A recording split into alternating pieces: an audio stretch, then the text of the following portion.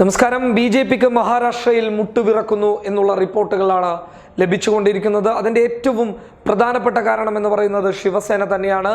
48 സീറ്റുകളിൽ 2014 40 സീറ്റും നേടാൻ കാരണം ശിവസേനയുമായിട്ടുള്ള ഒരു സഖ്യമാണ്, ഒരു ധാരണയാണ്.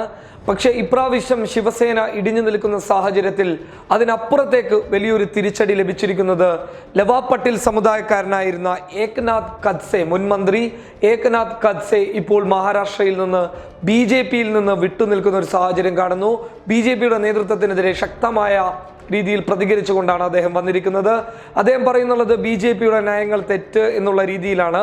ഇനി കോൺഗ്രസിനൊപ്പം നിൽക്കാം എന്നുള്ള ഒരു ധാരണയും അദ്ദേഹത്തിനുണ്ട്. അതിൻ്റെ ഭാഗമായിട്ട് കോൺഗ്രസ് നേതാവ് അശോക് ചവാൻ അദ്ദേഹത്തിനെ കണ്ടു എന്നുള്ള റിപ്പോർട്ടുകൾ ലഭിക്കുന്നുണ്ട്. അദ്ദേഹം കോൺഗ്രസിലേക്കാണെന്നുള്ള റിപ്പോർട്ടുകൾ ഇപ്പോൾ ലഭിക്കുന്നുണ്ട്. കൃത്യമായി പറഞ്ഞു കഴിഞ്ഞാൽ 2014 48 സീറ്റിൽ 40 സീറ്റുകൾ ബി.ജെ.പി സ്വന്തമാക്കാനുള്ള ഏറ്റവും വലിയ കാരണം എന്ന് പറയുന്നത് ശിവസേനയുമായിട്ടുള്ള അടുപ്പമാണ്, ശിവസേനയുമായിട്ടുള്ള സഖ്യമാണ്.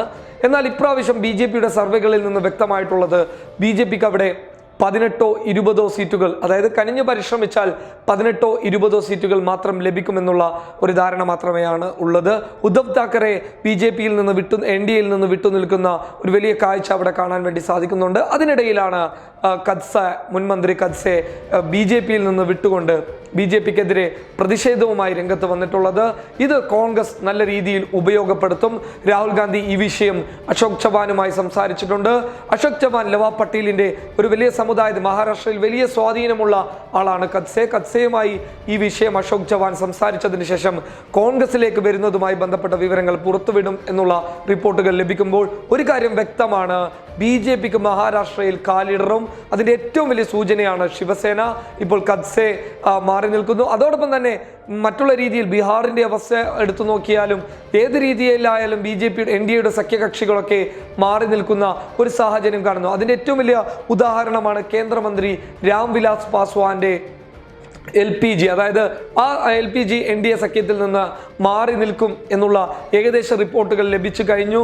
അതിനോടൊപ്പം തന്നെ ഉപേന്ദ്ര കുശ്വാഹയുടെ നീക്കവും ഇതൊക്കെ ബി.ജെ.പിക്ക് ശക്തമായിട്ടുള്ള തിരിച്ചടി നൽകുമെന്ന ഒരു സാഹചര്യത്തിൽ നിൽക്കുമ്പോഴാണ് മുൻ മന്ത്രി കൂടിയായ ഖദ്സെയുടെ ബി.ജെ.പിക്കെതിരെ പ്രതിഷേധവുമായി രംഗത്ത് വരുന്നത്. കോൺഗ്രസിലേക്കുള്ള നീക്കത്തിന്റെ ഭാഗമായിട്ടാണ് ഈ പ്രതിഷേധം എന്ന രീതിയിലാണ് മാധ്യമങ്ങൾ ഇതിനെ വിലയിരുത്തുന്നത്. അതിന്റെ ഭാഗമായിട്ട് കോൺഗ്രസ് നേതാക്കൾ ഖദ്സെയെ കണ്ടിട്ടുമുണ്ട്. News desk Public Kerala.